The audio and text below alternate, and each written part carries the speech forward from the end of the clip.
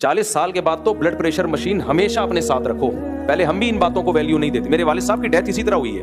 Doctor کہتے تھے آپ 50-60 سال کے ہو گئے ہو. میرے والد صاحب بہت صحت مند تھے ماشاءاللہ, ایسے زبردست پرسنالٹی تھی ان کی, کوئی بیماری نظر نہیں آتی تھی. ڈاکٹر کہتے تھے کہ آپ بلڈ پریشر مشین رکھیں, کیونکہ اس عمر میں بی پی ہوتا ہے. 40-50 سال کے بعد بیماریاں آتی ہیں, جتنے بھی آپ فٹ ہو رکھو بھائی. کیا کیونکہ یہ خاموش قاتل ہے بلڈ پریشر, پتہ ہی نہیں چلتا کتنا ہائی ہو گیا. والد صاحب چونکہ تبلیغ میں وقت لگا ہوا تھا, بھائی اللہ سے ہوتا ہے, اللہ کے خیر سے کچھ نہیں ہوتا. بات صحیح ہے بھائی, لیکن بی پی بھی اللہ کے حکم سے ہی ہوتا ہے نا, اور لو بھی کس کے حکم سے ہوتا ہے؟ اللہ کے. یہ مشینیں بھی اللہ نے ایجاد کروائی ہیں انسانوں سے. ان والد صاحب کے زبان پہ بس یہی. ایک دن چیک کیا تو اتنا ہائی ہوا تھا بی پی, تو والد صاحب کا کہنا یہ تھا اسی وجہ سے میں چیک نہیں کرتا. آج کل بڑے بوڑھے یہی کہتے ہیں, اسی وجہ سے ہم چیک ہی نہیں کرتے. جب تک چیک نہیں کرو فٹ رہتا ہے آدمی, جہاں چیک کیا ٹینشن میں آ گیا. اب ہم بھی سمجھا رہے تھے کہ بھائی اب اتنا ہائی ہے تو اب نہ دوا بھی نہیں کھائی.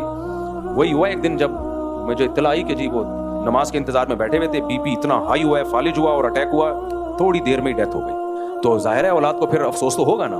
ٹھیک ہے, جو موت جس وقت لکھی ہوئی ہے بھائی وہ آئے گی, لیکن اللہ نے ہمیں اسباب اختیار کرنے کا آرڈر دیا ہے, حکم دیا ہے. تو پھر ہم نے والدہ کے لیے زبردستی والدہ کا پھر ہم بی پی چیک کرتے تھے. والدہ ہم نے کہا بھائی ایک والد صاحب پہ ہمیں خود بھی اویئرنیس نہیں تھی نا, کوئی ہمیں سمجھانے والا نہیں تھا. حکومت کا کوئی اسکولوں میں سسٹم ہوتا سمجھانے کا, کالجز میں سسٹم ہوتا تو ہم بھی مشین لا کے رکھتے. ابا چیک کرتے نہیں کرتے, زبردستی چیک کرتے ہیں ان کا, بھائی کہ آپ کا بی پی اتنا ہائی لے کے گھوم رہے ہو آپ. نیچے کا 140 تھا میرے والد صاحب کا, جب ڈیتھ ہوئی ہے تو نیچے کا بی پی 140 اور گھوم رہے ہیں خوش و خرم.